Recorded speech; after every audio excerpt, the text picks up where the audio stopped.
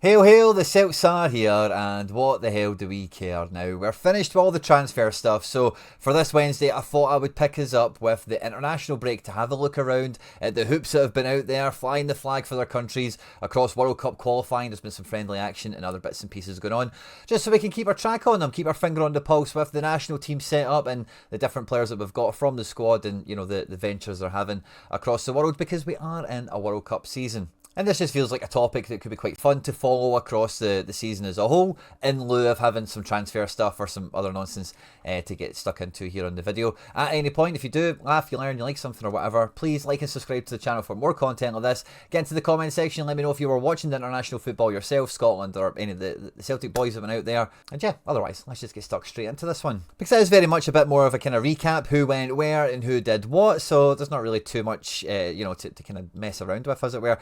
Kasper Schmeichel played both games this international window. Of course, we would have all seen him, or a lot of us would have seen him, I'm sure, up close and personal for Denmark. It's against Scotland in the 0-0 draw, which for Celtic fans that had watched the Derby and the Kairat game, this would have been next level painful. This would have been the fourth 0-0 draw on the bounce a lot of us seen. The Denmark squad is quite recognisable for the most part. We've seen failed Celtic target Kasper Dolberg playing this one. I don't think he really won over many Scottish fans in this one, with some opportunities missed. But Big Schmeichel came out of the game with a clean sheet, a 67 out of 100 performance rating here. 18 passes across the game, 3 passes were missed, and he had a little bit of action, a save in the box, a good high claim, and a bit of a punch. He then went away to Greece in a game that was a bit more fruitful for the Danes, a team that was a bit rotated from the Scotland match, certainly. Porto wonder kid Victor Froholt came in, and we've seen some of the familiar names and faces like Joki Anderson, Joachim Myla, PL ML Højbjerg. Bierif had played both games for their Motherwell player, of course, but Schmeichel comes in again with a 67 out of 100 performance rating. A wee bit more to do in the box. Or I say that, actually 2 accurate sweeper keepers in this one, where he's had to come out and clear his lines behind the defence. Only a couple of shots to save himself. A lot more passes against Greece and against Scotland, and he lost possession 11 times. But when it comes to the goalkeepers, the more interesting international development we had in this window was Velame Sinisalo, who made another cap for the senior Finnish team in the absence of their first team goalkeeper Lucas Hradecki, who had missed this window through injury. Sinisalo played in the friendly against Norway, which is, a bit of a Scandinavian derby, as it were. Norway would go on to really write some headlines in this international window, with Erling Haaland reigning supreme, and even the Rangers guy got a few goals, didn't he? But against Finland and against Sinisalo, Erling Haaland and co, very much still a very strong team from the Norwegians here, were only beating the Finnish by a penalty. So Sinisalo can hold his head high in that regard as well. Very strong Norway team, as you can see here. And the Finland team, we don't really know many of these guys. Obviously Kiskinen is at Aberdeen, Glenn Kamara formerly of Rangers, but it's quite a low-level international setup. So Sinisalo is very much knocking on the door of potentially being the next #1 goalkeeper. Lucas Hradecki, who we mentioned, is 35 or something like that, just moved to Monaco, Bundesliga winner formerly of Leverkusen. But this is something that for Sinisalo, if he has a long-term #1 for Celtic, certainly, we could see him feature in a lot more international games for Finland. Now, the second game they had was a World Cup qualifier they played against Poland, and he didn't make an appearance in this one, which I did find surprising. They opted to go with Jesse Jorinen, who plays his football in Palermo. So he's maybe got a wee bit of a fight on his hands here, with him only playing the non-competitive game, which was a derby, so it's not like they were playing nobodies or it was a throwaway match or whatever. But if you look at the rest of the Finland team here, Robin Lod, a very well seasoned campaigner in MLS, Joel Pohjanpalo, which is an easy one for me to say, a Serie B absolute bagsman, and he's been around the block. He's probably all heard of Pohjanpalo. And Oliver Antman, obviously now at Rangers, completed the front line. The rest of the team quite unrecognisable to the team we've seen in the first game, but good to see Sinisalo getting some minutes, getting 90 minutes against strong opposition, getting himself another international cap and moving his own career on in these little steps. Liam Scales, aka Scaldini, was in the Ireland squad again. He only featured once across both the matches. If we look at the Ireland defence that played Hungary in the 2-2 draw, we've got Dara O'Shea, who plays for Ipswich, I think, in the Championship, Matty Docherty in the Premier League with Wolves, Nathan Collins, again, Premier League with Brentford, and Jake O'Brien, Premier League with Everton. And this was a game that they drew, a very highly contested match. And this is probably as close to the Ireland first 11 as you're likely to kind of see. The second match, he came off the bench against Armenia. Now, coming off the bench as a centre-back, you do feel it's a wee bit of a... what's the word? a gesture, but looking at the way they shaped up, they did play back three, and having Liam Scales a part of a back three is a pretty good option to have, especially for a national team like Ireland. And even if he's coming in at left back here, or on the full back positions, which is probably most likely. Didn't watch the Ireland-Armenia game, I must confess. But again, Armenia are a team that have some good players. Lucas Zella-Ryan, Sperstian, no Mkhitaryan anymore, but decent opposition. They lost this 2-1. And yeah, Scales coming on for the final 9 minutes of the game in replacement of Manning here. Just shows again, Scales at left back is going international now, isn't it? As is Daisen Maeda, who is an ever-present in the Japan squad. Now, they didn't actually have any recognised matches, any competitive matches in this window. They had themselves 2 friendlies. The first match they had in America was against Mexico. Mexico are billed as the home team here, but I suppose no one is. And the Mexican team is far from vintage these days. But the Japan team, when I came set up to look at the squad here for the video today, I was absolutely blown away at seeing the lineup that they started this game with, because this is like 6 attackers that they've started off with. And then when you look at the defence, Koa Takura, who again has been linked to Celtic in the past, can play in defensive midfield, is pretty much a centre-back, but has that kind of ball progressing, can carry up the pitch, centre-back ability about him. That's why he can play defensive midfield. And Wataru Endo, who plays centre defensive midfield for Liverpool, formerly at Stuttgart as well. So if you think of these guys as like a midfielder and a half almost, Japan have went into this game against Mexico only really playing 2 out-and-out defenders and Zion Suzuki in goals, and they drew 0-0 despite all the attacking talent on screen here. I think they read their opposition quite well and knew that they were going to be able to put the Mexicans on the back foot, and Mexico wouldn't really be coming out and engaging with them. Daisen Maeda comes off the bench later on, and when you look at the quality of the substitutions and the tempo that all these guys bring, Daisen Maeda, Kodai Sano, Junya Ito, Yuma Suzuki, Shuto Machino, all these guys are really good attackers, and I think a lot of us hold Daisen Maeda into the, like, we all hold him in such high regard. We always find it hard to imagine, like, how is he not the main guy for Japan? Same as when Kyogo was around. But the Japan forward line, like, look at all these guys have crammed into midfield. Ritsu Dohan, Takumi Minamino, never mind Daichi Kamada, who is like an attacking midfielder. Japan have got so many options in attack that, yeah, there's some standouts like Matomo and Taki Kubo, but the rest of them are very much in the same kind of band, and it is on individual performance and how well they're doing domestically is what separates them. The second game they had was against America, and they lost 2-0, and the team was very different to what we've seen in the first game. A lot of rotations for Japan here, where Daisen starts the game alongside Junya Ito. And I'm not going to go through the whole team. You can see it is very much changed all the way to the goalkeeper firmly at the second string. And Daisen Maeda clocks 62 minutes in this game, which means over both games he's just played under 90 minutes. So not too taxing for him, and that's pretty good for Celtic. Sadly, no goals or assists or anything meaningful like that. Japan didn't score in either game.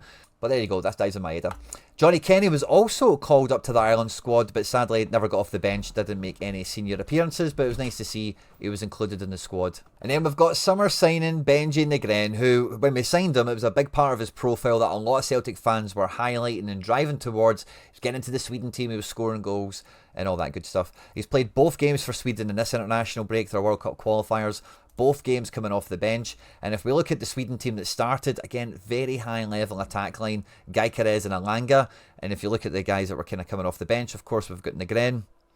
Alexander Isak doesn't feature. Jordan, the son of the king, Larsson, also on the bench, although not featuring. Negren came on, get 27 minutes and didn't do anything. A 2-each draw against a very good goalkeeper in Jan Oblak, and Slovenia are a very well drilled defensive counter-attack team. So it would have, could have been a game he'd done something in, but I think by the time he's came onto the pitch, really all the goals and assists that Sweden were going to get had been and gone. He then followed that 27 minutes up with a further 28 minutes for Sweden away to Kosovo, and again, very little changes done to the team here. Very much, this is our best 11, this is the team we're going to roll with, and we'll make changes from the bench. Kosovo, not to be written off, but their national team has really developed a lot over the last 2 or 3 years, and a lot of those players really came into show here. Big Elvis, who was linked to Celtic in the summer window, got himself a goal from midfield. Muriqi, who plays in La Liga. Muric, who again is a player that used to get linked to Celtic in every window. Putting a good showing. Sweden didn't get any goals, and again 27 minutes in the first game, 28 in the second for Ben Nygren. And then we had other new boy Sebastian Tuneke go away with Tunisia. Now he was late to the first game because he was signing for us and getting his picture taken and all that good stuff, and then he went and played in the second match where he came off the bench for Tunisia against Equatorial Guinea. And again, if we look at the team, Hannibal is a kind of big name player of the Man United academy. He's really been making a name for himself now at Burnley, but the rest of this team, you know, this is a national team he should probably see himself getting into if he continues his progress in his career, obviously signing for Celtic. He's come off the bench and played 2 minutes with a bit of a cameo. Ishmael Garby, but he's a PSG wonder kid, I think, from yesteryear, so that could be a bit of talent for him to be playing with. And by all accounts, Tunisia have now qualified for the World Cup, so congratulations to him in getting his little cameo appearance. A lot of jet setting, a lot of flying around for very little. So I think we all want to see this guy in the hoops in the Celtic shirt against Kilmarnock, but after flying to Africa and back, especially because he missed the first game he was signing for us, and then, you know, doing that later on. We have Maeda coming back from America. Balikwisha didn't go anywhere. I'm not too sure Tuneke is like first in line to start. I think given the situation, it would have been nice if he just stayed at Lennox Town and maybe got integrated with the team, and we might have seen him make his debut from the start this weekend. But I think we'll see him come off the bench and should still have a little bit of that new signing out the box feeling where Kilmarnock away, we've seen some wonder goals there before, we've seen some heroes made. It could happen again. Now, Kelechi Iheanacho was one of the kind of viral Celtic moments of the window, seeing him in training, his interview, all that kind of thing. And when we did sign him, I've seen a lot of people, myself included, in fact, talking about how we signed Balikwisha, who has just made himself available for the Dominican Republic of Congo. We've signed Tuneke, who's a Tunisia international, and now we've signed Iheanacho, who's a Nigeria international.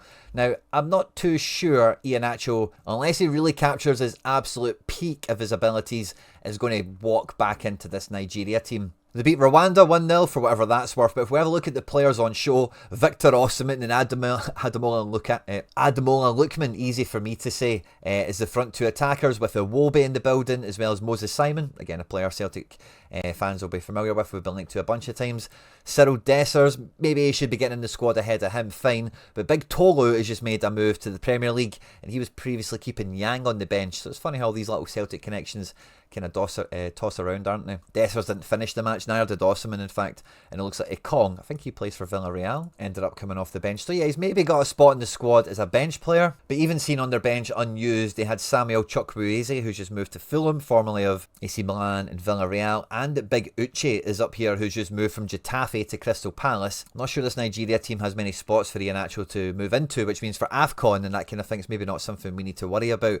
They drew 1 each with South Africa in the second game, and in the absence of Victor Osimhen, started Cyril Dessers, and I think this lineup shows the formation and the tactics that Nigeria are playing a little bit clearer. But again, they've got Big Tolu, they've got Uche, who they're maybe using a bit more in midfield, in fact, and Chukwueze still coming off the bench. So it's not a foregone conclusion, I think, that a fit and firing Iheanacho walks into this team. He'll really need to lift his level to get back into that squad, and if that's part of his ambition, then brilliant. It's only a good thing for us, isn't it?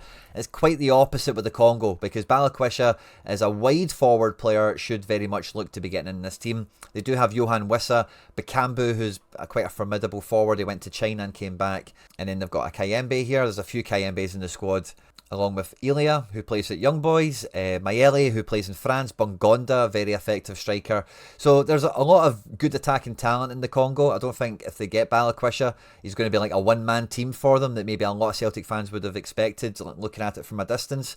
But you could definitely see him improving the front three that they've got here, and certainly improving their overall squad. So he didn't play in this window, he's only became a national for them. That may be something that moves on. You might even see them try and play him in attacking midfield and, you know, use the rest of the options they've got in those front three positions like we've seen in the window.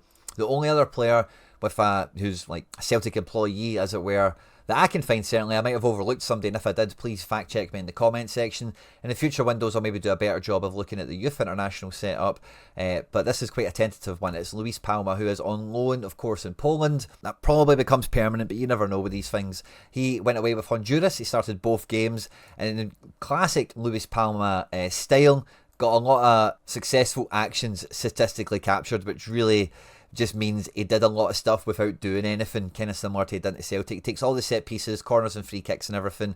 A 53 out of 100 performance in a 0-0 draw. But their second game they played against Nicaragua and they won 2-0. So 3 points, 1 from them.